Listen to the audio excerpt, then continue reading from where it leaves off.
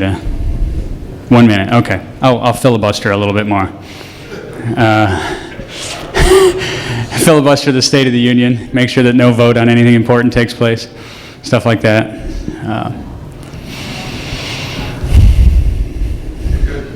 Good? Okay. All right. So is auditing C and C++ different nowadays? First of all, who am I? My name is Demott. I've been doing security research for about 13 years. Fuzzing, source code auditing, reverse engineering, exploit development. Those have been kind of the 4 skills that somehow I decided years ago that I wasn't as good at as I wanted to be. And so I wanted to learn to grow in those 4 domains, okay? And if you're any kind of code auditor, developer, security researcher, hacker, whatever, those are the 4 domains that I think are sort of important that I try to stay current on and stay up to date.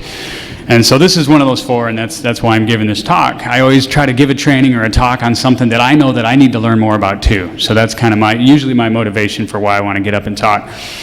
So the answer to the question of, is it different? The answer is yeah, but not always, just depending. So in terms of background, that's what I'll cover first in the talk today. So the talk will be split up into 2 main categories. You'll have what the state of code was, and kind of where it is now. So it was memory corruption with simple API misuses and things like that. We'll look at some examples. And it now, the bugs you're seeing in C and C++ code are more of the use after free and the type confusion and stuff like that. And that's kind of what we'll talk about toward the end of the talk. So I'm just going to jump right into it. Try not to trip on the cord here. And keep going. Okay, so older bugs first, although they may not be older bugs if you're involved in any sort of SCADA, medical, automotive, legacy code, embedded code, anything like that. The bugs of yesteryear are the bugs of today. Okay, so these examples I have are kind of the bugs of yesteryear, although they might be for today for you, depending on your domain. So what are we talking about? Stack corruption, heap corruption, global variable, misused format strings, misused APIs, complex loops, string conversions. And don't forget the 3 primitives you need to land a successful exploit are either the read, write, or the execute. So those are kind of the 3 things that you'll be looking to somehow corrupt, control, influence, hijack, whatever. Okay, so the way I do this, and these are from the class I teach, these simple examples, is we just look at the first two lines of code, and does anybody know the first 2 lines? Is that a problem or not? Does it look okay? Looks, no. So what do we have? Char buff is a local variable, right? Buff is 1024 bytes on the stack. So I don't have time to go all the way through, calling conventions in x86 and the way that stack frames get set up and torn down when it functions, call and exit and all that kind of stuff. You can learn more about that in my class or other classes that people teach around the industry on this sort of thing. But basically this is going to be a stack, and the answer of whether it's a problem or not is we really don't know, right? So the way sprintf works, it's like printf, but instead of printing the standard out, we print to a buffer, right? So you're going to print maybe like jared.demott@bromium.com or whatever the name and domain is, but the thing is we don't really know how big name and domain are, right? And so the reason that code like this is problematic is that maybe somewhere earlier in the code they checked to make sure that those links were okay. Maybe they didn't. Okay, so it's very hard to tell at any snippet in time whether or not this is a problem. So in general, it'd be better if, in this case, they used snprintf or some other function that you can tell just by looking at this snippet that, yeah, it's safe or no, it's not. That way you don't have to go back in some big code database and try to figure out, is this really a problem or not, right? And you could put in a trouble ticket and try to get the devs to fix it, even if it's not, just by the fact. Okay, so the next one, I already put the answer up, is the next 3 lines is what's called an off by 1. So what we have there is we have this for loop, copying bytes from some input into buff. And the problem is the fact that I is less than or equal to. It should just be less than, right? So 0 to 99 would be 100 bytes. What about the next one? malloc 100. Malloc is for the heap, right? So we're setting aside 100 bytes on the heap, and we're doing str copy, which is the safe version of str copy. So it should be good, right? No problem there. Except if you know anything about these parameters, if you don't know how the APIs work, you can just go to Google and type man space stir and copyright, and you can learn about that specific function if you're not sure how it works. But 3 parameters are destination, source, and length. And the length in this case is strlen of argv1, which is argv, in the case of these simple examples, is basically considered malicious input, right? So that's like argv1 in this case is the untrusted user input. And so we're saying however long that is, we'll copy into this buffer. So even though they use the stir-in copy, the safe version of the function, it's unsafe in the way that it's used, right? And you see that sort of thing fairly commonly where, developers are told that they have to use this set of safe functions, but you can still misuse them, generally speaking. Where there's a will, there's a way.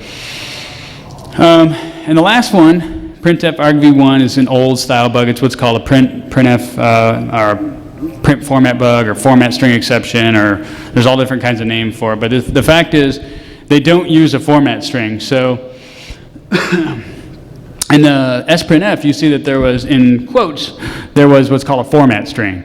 So down here, if we're going to print, some name or whatever it is we want to print, an integer or a string or whatever, we should have some format string specifying how we're going to print that. Otherwise, the attacker gets to specify the format string, which they could do all kinds of interesting things with, right? They could specify a bunch of %x's, which would allow them to pop an arbitrary number of integers off the stack, right? So it could be an info leak. If there's a %n, they could actually write into memory, even though the %n's generally been nixed by MSDN and other popular compilers and things like that. So it's an old bug, but it still shows up now and again, especially in legacy code, embedded code, places where code maturity hasn't reached the same point that desktop maturity is, right? Okay, so this next one is if u short 1 is greater than -1, do I print or not? So the question is, does that print or not? Well, you would think so, right? Because 1's greater than -1, generally speaking. Although there's some sort of conversion taking place there, right? So a -1 is actually an integer, and a u short is an unsigned short, which is 16 bits or 2 bytes instead of 4 bytes, right? So the compiler is going to automatically do a type conversion there for you. And the question is, what types does it convert to? If it converts them both to an unsigned integer, then actually -1 would be bigger, and that wouldn't print, right? Because -1 would be FFFFFFF, something like that. But if it converts them both to an integer, which is what it does, then 1 is still greater than -1. And so that's what happens in this case. It's okay. It converts it both to an integer, because integer can hold the size of unsigned short. But it's kind of one of those things where there's a ton of gotchas in C and C++. There's all kinds of little things where it's like, geez, I don't know what it does here. So you can write a little sample program, or you can do whatever you need to do to try to figure out what takes place in that case. Okay, this next one, what's the type of bug I'm trying to highlight here? Does anybody know what the bug here is? BOF 100, convert the first untrusted input to an integer and check to see if it's less than 100. So if it's negative, yeah, that's right. So you have some integer error, right? So if the input is a -1, -1's less than 100, -1's also a really big number. So when the stir-in copy takes place, the length will be treated as an unsigned int, so you'll have a really big copy into a small buffer. So pretty classic, pretty typical, pretty old school. So this is kind of, like I said, this is the background of where the state of, bug hunting in C was. And hopefully these types of bugs are not as common nowadays if you're still writing code. And so this snippet down here attempts to fix that basically by doing a strlen. So instead of trusting the size of some input, it actually counts the number of bytes with strlen, right? So you're going to count however many bytes are in argv1. And that's better. As long as argv1 isn't null, and it doesn't crash in the strlen, then that should be fine, because it's gonna do a better thing there. So strlen is generally better, or some form of byte copying or counting is better than trusting a size, particularly if you're treating it as an int. Okay, other examples of problems that have happened in the past. This is kind of an interesting one that I always thought was really goofy.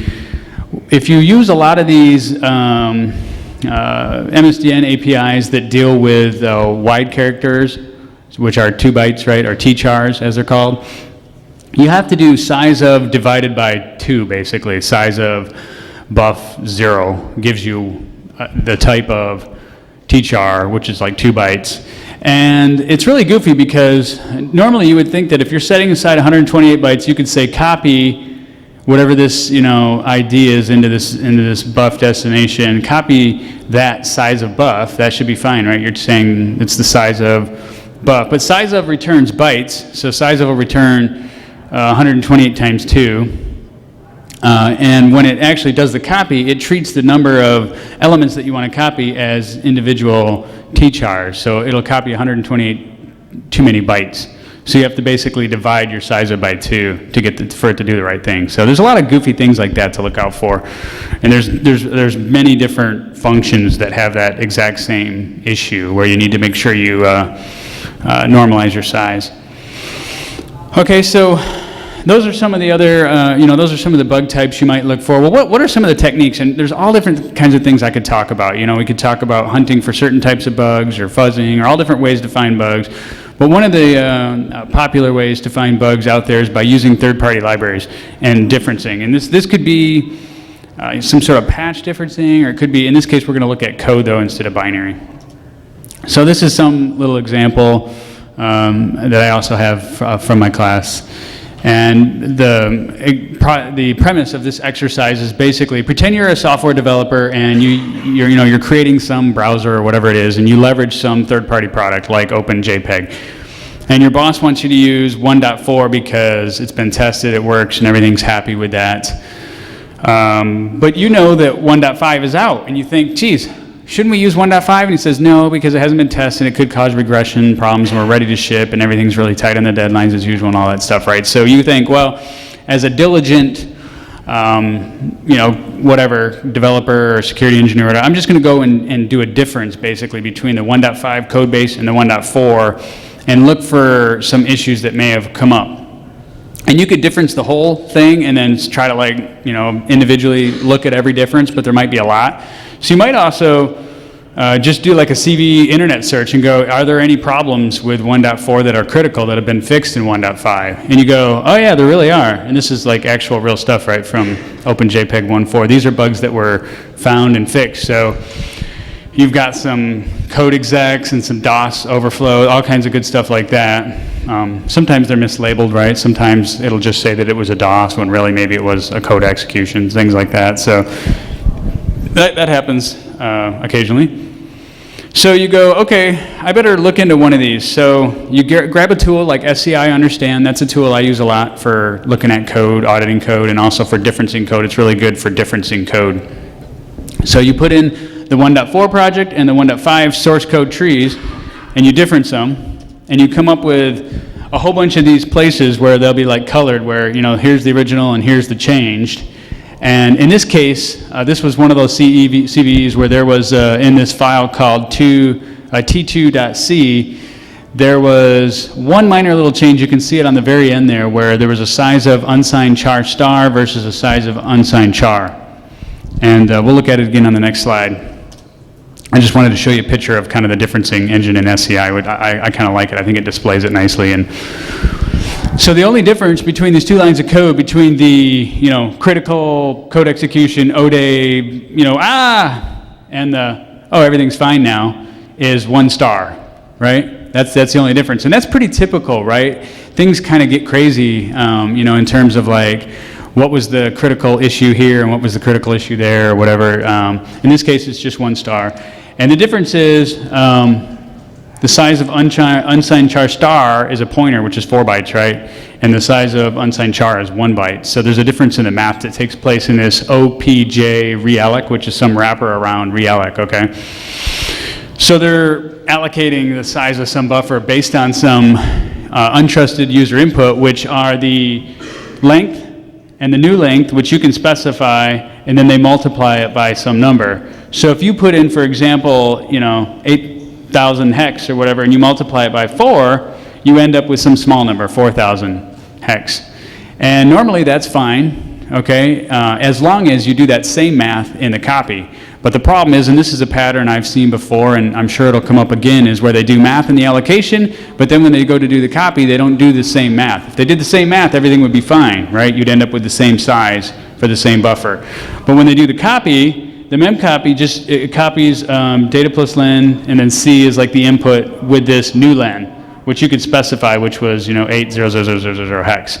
So you've got some very big copy and some small buffer based on integer wrap type issue, okay? Because they didn't use the same math in different places. So that's something that the whole point of that example was to say that's something to look out for. That's something to audit closely, is the allocation routines and any questionable math that's being done in the allocation routines, and then later look at the copies that are near those and see if they use the same sort of math. Because it's pretty common that they'll do a lot of dynamic allocation, right? There'll be some math probably. Okay, and so if you wanted to, take it to the next step, which would be like the exploit development, exploits, as you know, are written in debuggers, right? So you got to fire this program up. You do windebug-hd, which is don't use the debug heap, -c, which is run this command, which is g, which just means go, don't stop in the initial user breakpoint. And then the program that you're testing, and then whatever malicious inputs that you have that cause your crash, you see that windebug fires up, and you see that there's an access violation, C0005, which is typical, memory write or read type access violation.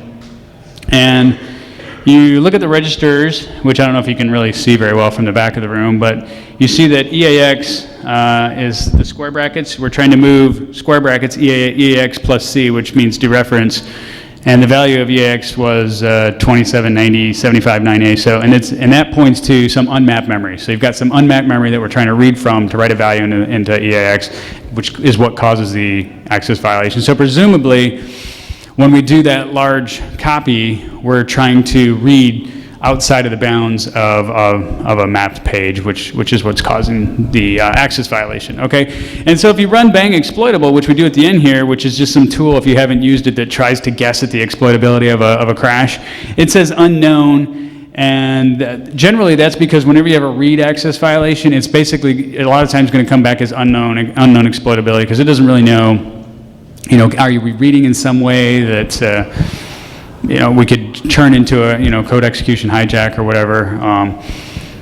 As you know, write access violations are generally more favorable in terms of exploitation, so that would probably come back as probably exploitable. But this one, since it actually crashed on a read, you could probably change the flow so that it crashed on a write, and then it would give you a better result. So you kind of take that with a grain of salt when you look at that tool. It's very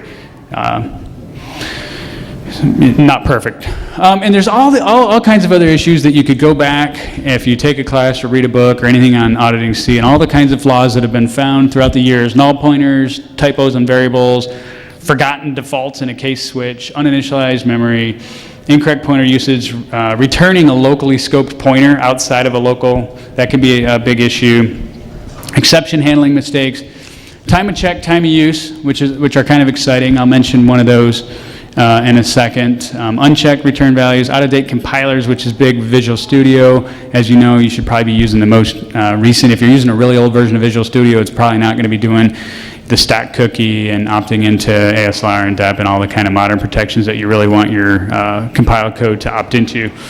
So look for that. Ignored warnings, old STL for C++. Those are all the different kinds of issues that have happened in the past. So, okay. Closing the door on the past. That was kind of the stuff that, was a problem, might still be if you're working on legacy code, but what are some newer issues now for today?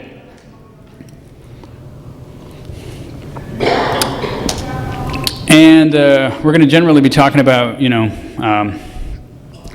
kernel code and browser code and C++, that kind of stuff. Because C and C++ really shouldn't be used for general use. You really shouldn't be using it, for writing, some basic tool or the cafeteria menu in this case or whatever. There's a lot of other safer languages out there to use, C#, whatever, that if you don't have to use C and C++, you shouldn't, okay? Why have bugs changed? Why have all those older bugs that I just talked about, what's made those go away, and why have things gotten better?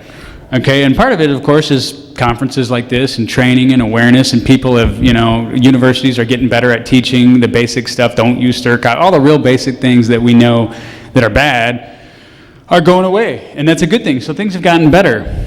Better testing, more people are aware of, for example, fuzzing is a good thing. Most people now have heard of that word and generally know what it means. When I first started talking about that years ago,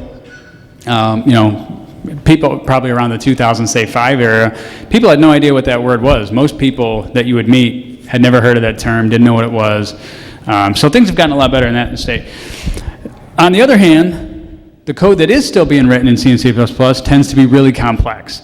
So the kernel code and virtualization code and browser code and all that sort of stuff, it's very non-trivial code. So even though a lot of the bug categories of yesteryear are gone, there's new bugs of today because of the pure complexity of the code, okay? So that's kind of where the shift, in my mind anyway, take that with a grain of salt, where and why that's happened. So in terms of, exploitation, that's where people are targeting, right? So if you want to do memory corruption bugs, you need to be targeting fully compiled code. So you might land your exploit against your browser or your Office or your, Adobe Reader or whatever it is. And then, of course, you're probably trapped in some low-privileged sandbox or whatever. So then you need a kernel exploit to get outside of that, to get full control of the system. Luckily, there's still bugs in both, and they're still written generally in fully compiled code, so you can still do all this kind of good stuff that we're talking about. Okay, it's just a little harder in some cases, but that's okay. So here's some current trends that I pulled out of a recent Microsoft paper, and they show some interesting things that I wanted to highlight. The fact that the simple stack corruptions, like look how many there were in 2007, like 60% of bugs that were exploited for like stack overflows, right? And then 2012, there's not very many of them, right? Why? Because they're a lot harder to exploit. You've got DEP and ASLR and all this kind of stuff, right? And there's not as many because people don't use stir copy anymore, right? They've decided that that's a bad function and they've found something else. So there's a sense that some of those types are going away. On the other hand, if you look at use after free, those are going up, right? Because as people are still going to do exploitation, right? Bad guys or whatever, good guys, I don't know, are still going to do exploitation. So there needs to be a way for that to happen, okay? And so then you just have to transition your tools and techniques to some other form of exploitation, right? That's why you see use after free and type confusion and these other types of bugs on the rise. As some die, some will grow. New techniques. Okay, and how are these newer types of bugs, this use after free and type confusion, which I'll explain if you have never heard of that. This is not a real advanced talk on either one of those two, but I'm going to, basically explain what both are and show an example of each and stuff like that. If you've never heard of those, how are those two bugs categories found? Basically the same way we've always found bugs in fully compiled code, right? Fuzzing, source code auditing, manual reviews, automated tools, iterative approaches. So you're doing some browser fuzzing, you find a crash, and then you go, oh man, I wonder why that happened. I have no idea what this is. You go back and you look through the WebKit source code or whatever, and you go, there's this whole new category of bug I didn't even know about. And then so you go back and you retool your fuzzing tools to target that specific category of bug, and then you kind of just keep looping, right? So, and that's basically what people have been doing for more than a decade, right? They've been doing that same thing when they first found format string bugs and Stack Overflow. It's like, whoa, there's this whole crazy category bug. Maybe when we fuzz and put in, semi-random data, we should put in a whole bunch of %ns or %x's, right? There was heuristics that were grown out of the findings and the retooling that took place. Same idea now as there was then. Whoops, went the wrong way. Okay, so first I'll mention kernel bugs, but then basically I'm not going to show examples of them. I'm going to show examples of more of the browser bugs. The bug I wanted to highlight that seemed to be big to me this year anyway, at Black Hat this year, Black Hat USA 2013, was the time of check time of use. There was a good talk there by some Google researchers that talked a lot about the so-called double fetch, which is a form of the time of check time of use. And the way the double fetch bug works is the user process tells the kernel, hey, I need you to do something for me, and the kernel says, okay, let me take a copy of your parameters, and then I'll, open a file, or whatever it is that, you asked me to do in the system call. And then, so the time of check is right when it checks to make sure that, some pointer, it dereferences the first value and finds out that the length of it's okay or whatever. But then right before it uses it, you've got some tight loop spinning, because you're trying to do some local privilege escalation, right? You've got some race that you're trying to win on the host. Some tight loop spinning where you're trying to change that value as quickly as you can. And then when it goes to use it again, it didn't actually make a real copy, which is what the problem is, of the user parameters. It checked the length or whatever at first, and then it uses it again in an actual copy or something like that. But by then, things have changed only milliseconds later, okay? So that's a race condition, time of check, time of use, that category of bug has been around forever, but that specific case, the double fetch that really blew up Windows this year, was fairly, that was kind of a, Ron Burgundy, kind of a big deal this year at Black Hat, right? So, and Linux has had its share of issues. It wasn't as vulnerable to that specific issue, but Linux has gotten blown up for years in the kernel, okay? And Mac tends to keep its nose clean, stays out of the press a lot, you don't hear a lot about Mac vulnerabilities, but I know there's probably just as many, or there are issues, okay? They just somehow find a way to kind of keep a squeaky clean image in terms of public vulns that are out there. So I'm not saying that any one of these is worse than other. They've all had their issues in terms of the kernel, okay? So kernel bugs are there. They're probably going to be around for a while.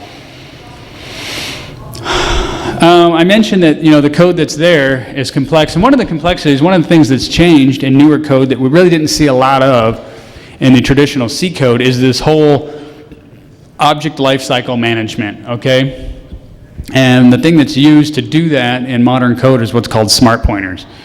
And smart pointers is just a way of keeping track of some data, but we'll show an example of it. I'll explain it in just a second. And the other thing, so that's going to be more of the use after free, and then the other thing is the casting of complex objects, which is the type confusion. So they're somewhat similar, and we'll see how each one of them works and why they're a little different. How am I doing on time? Let me check. I'm doing pretty good. Okay. Okay, so smart pointers, the way things used to be done when you wanted to allocate an object in C++, you would say, I'd have a pointer, new, my object, pointer, do something, and then when I'm done, I personally am in charge of deleting it. So you do the new, you do the delete, you're in charge of the object's life cycle, okay? That's kind of how it was. That's how it is in some cases still. The problem is, what if when I do something, there's some exception thrown, and that object goes away, and that pointer is now null or not valid or whatever, and then when I go to delete it, I've got an issue, right? That's basically a use after free, or some sort of object lifecycle issue. So what was come up with is the so-called smart pointers, where you do some smart pointer type. This is off Stack Overflow. This is just ripped right off Stack Overflow, by the way. There's a great write-up that I found there that I pulled out of there, put in here. Good stuff. Some smart type of shared pointer, or smart pointer rather, and then you do something, and then it'll later free it when the time is right, basically. So there's some destruction policy that'll take place.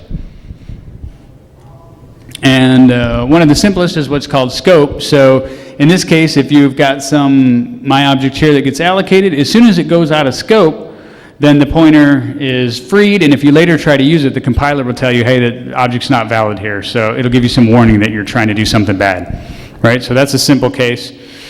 A more complex case is the shared smart pointer, which basically does reference counting, okay? And I'm not really going to explain a lot about it or anything like that, but to make a long story short, there's some reference or count of how many instances of that object there are, and every time one's destroyed, that count's decremented, and when the count's 0, then that object's destroyed and freed, okay? So there's some object lifecycle management. And we see that happening here, where when it goes out of scope, P2 is destroyed, and then finally P1's destroyed down here. Okay. Well, there could be some issues with that, where you may have some dangling pointer or some circular reference, and there's other types as well, the auto pointer, which I'm not really going to go a lot into right now. I just wanted to make you aware that there's a lot of different utilities out there for doing object lifecycle management. Okay, so last third of the talk, I want to talk about the two, I guess, in my mind anyway, the most prevalent bugs out there in modern C++ code, the use after free and the type confusion. So first we'll talk about use after free. What is it exactly? How does it work? Why is it called what it is? So what happens is you have some object A, there's some memory associated with it, and then for whatever reason, for better or worse, valid or not, it goes away. So somehow it's freed, but maybe, just maybe, you've maintained a reference to that when you shouldn't have. And that's kind of what a use after free is, right? You've got some reference still. And the attacker has time to slip something in there through heap spring or through some other tricky technique. They're able to somehow fill the place in memory where that pointer was pointing to, but now with attacker data. And then when it gets used again, then you've got one of these three primitives, either read, write, or execute, is now available to an attacker, right? They can either hijack the execution of the program, or they can read some data or write something somewhere in memory that they shouldn't be able to. In fact, they'll probably need all three, right? And against modern protections, they probably need some sort of memory leak to leak the base address of some DLL so that they can create a ROP change so that they can finally hijack execution and get their payload to run. They'll probably need some combination of primitives to actually land an attack. Okay, so where do we see these UAFs showing up? Browsers, Chrome, Safari, Internet Explorer, Firefox, Opera. If you actually use Opera, I don't know what to tell you, other than you probably shouldn't, but they're out there in all of these. So none of the browsers are immune to this. There's not one browser that sort of stands alone that doesn't have issues, right? They all have this issue. And you can find references to every one. You can look around for different CVEs and figure out that, this one had an issue with this use after free here, and it looked like this. This one had a use after free here, and it looked like that. The one we're going to look at is one from Chrome that was fixed in 2011, mainly because it's just a good example. It's easy to understand. It's easy to look at and see. There's not a lot of code you have to show on the screen to try to understand this particular example. What happens is, I don't know if you can see that very well or not. It looks fuzzy to me up here, which means it probably looks fuzzy back there, but you have some reference pointer at the top, T, which is generally good. We generally want to use smart pointers if we can, as opposed to native pointers, if you've got the right policies in place for your code base. And there's some stuff done in this function called setOuterText from html_element.cpp. But then down here is where the problem lies. We allocate this new object called textNext equals static cast text star next. And that is a native pointer. There's no reference pointer being done on that. And then this function T, append data text next, is called. And the reason these types of bugs show up so much in browsers is because you have this disconnect between you've got the C++ running on the process itself, and then you've got the JavaScript running in this other world that can be influenced by a malicious attacker, right? You visit a web page, the web page can do all kinds of fun stuff in JavaScript. And one of the things it can do inside this JavaScript, it can actually get that text next to go away. It can get that to be freed. But we don't see that. That's the bad part of this bug, right? We can't see that by looking at this code unless you just happen to know that. There's no way from just looking at the raw code here to know that append data goes off the JavaScript and could free that unless you just happen to know that, right? So they're pretty hard to spot in static manual review, right? You might not see that this is a problem. And then next you see text next is removed right here. It doesn't matter if it was removed or added or whatever. The fact is you're doing a use after free. You're calling some function pointer when it might not be no longer, that object may no longer be pointing to what you think is there. It could be attacker controlled data at this point, right? So that's kind of where the naughtiness takes place. So non-reference pointer defined, that could be bad. So what do you have to do to fix that?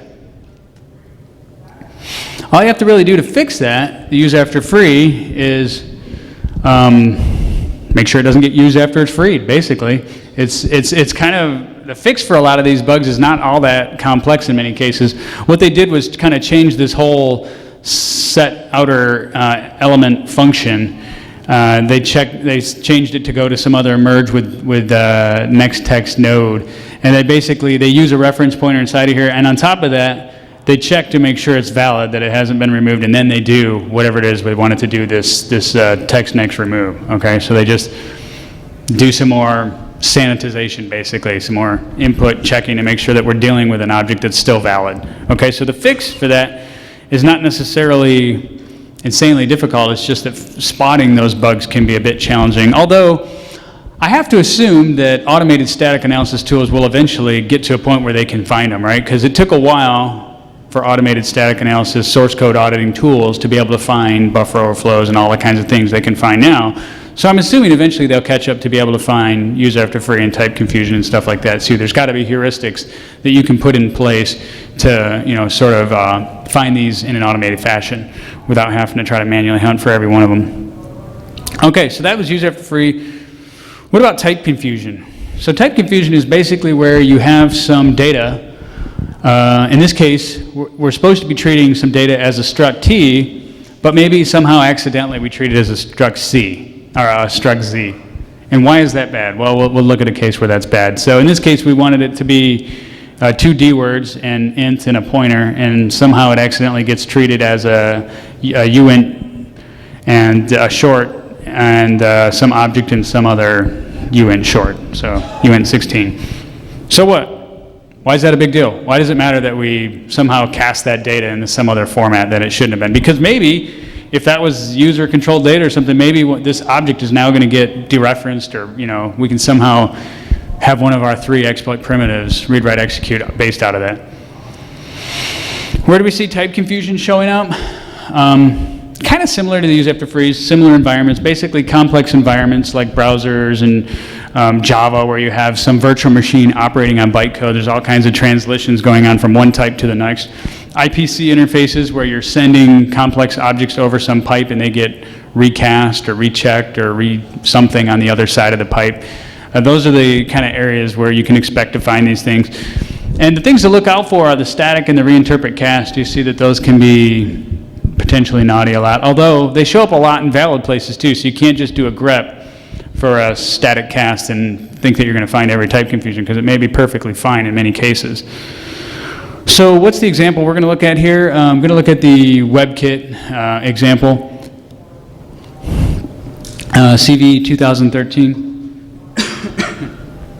And there was a really good write-up by this MWR Info Security organization on this particular bug, and I'm not going to do really justice to this bug. I'm not going to go into all the exploit details like they do on their blog and really dig into it. I just want to show the code, and so we can have a general idea of what a type confusion is. Okay, so the basic idea is that there's some SVG document that you can supply, okay, as a malicious website or whatever, and at some point they do this context element, tree scope, get element by ID on some portion of the document that you supplied, on some string, and they assume that the return value, the code, the WebKit code assumes that it's a SVG element pointer, and they static cast it as that.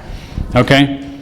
But it turns out that in some cases you can supply a string with a certain tag that'll cause that element that's returned not to actually be an SVG element, so that when they cast it and use it as an SVG element, they think they're using an object of one type, but it's actually an object of a different type. And the important thing is, it's a type that's shorter. It's actually what gets returned is some other type called HTML unknown element. And without going into all the details of what, I'm not sure, this isn't the valid layout of each type, but the point I want to show is that the one that they think is there is actually longer than the one that gets created, so that you can call methods F and G and access data in actual memory outside of the scope of the object that was created by the application, such that you can groom the heap in a way that you can do all kinds of interesting things. So the actual exploit for this is,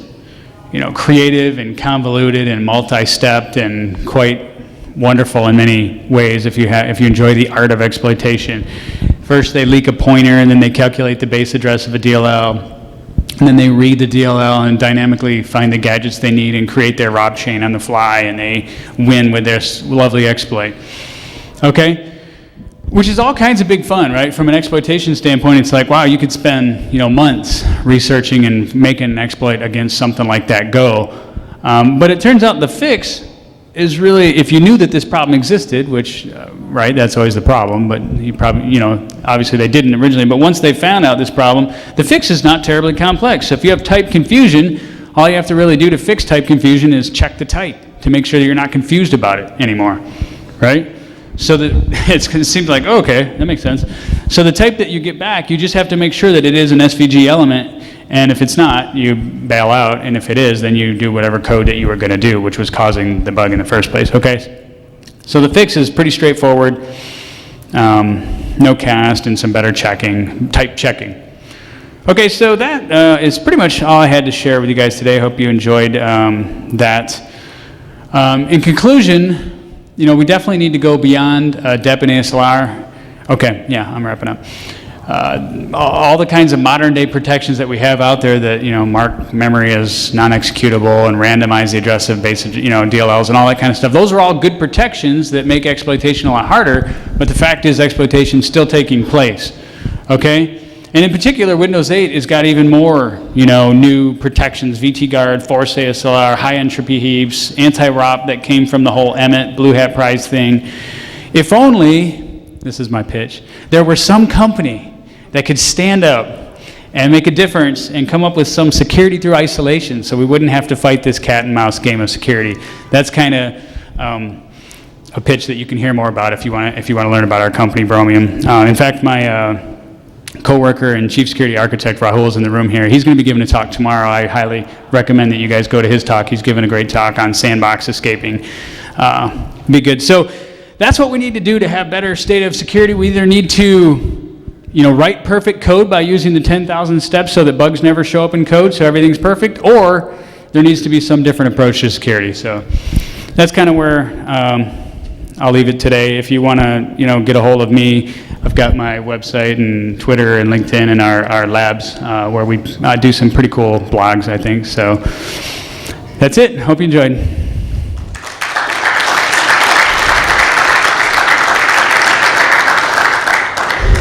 Looks like there's one question.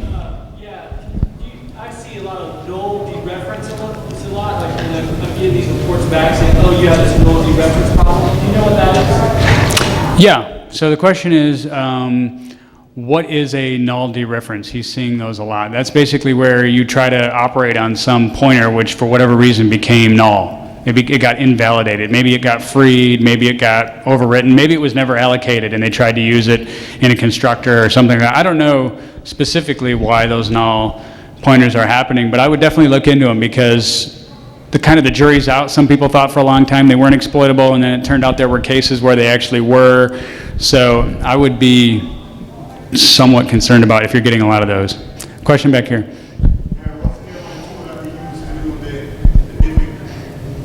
I'm sorry, I didn't understand a word of that. Oh, the diff tool that I showed in the presentation? That was a tool called SCI Understand. It's a really good tool for diffing code and auditing code in general, I think. I like the tool a lot. Any other questions? Back there. What was the high entropy stack mitigation from Windows 8 you're talking about? Oh, yeah, from Windows 8 there's a new, I don't know, was it high entropy stack? I think it was high entropy heap, right? That's just basically forcing the allocations to be more random than they were. Yeah, so the problem was there was some attempt to make, heap allocations randomized, but it wasn't that good. So if you're doing some heap spraying and all the chunks line up in a row, it's easier to groom the heap. But if they're all over in memory, it's a lot harder to groom the heap in terms of exploitation. So, any other questions? All right. Have fun. Have a good con. We'll see you around.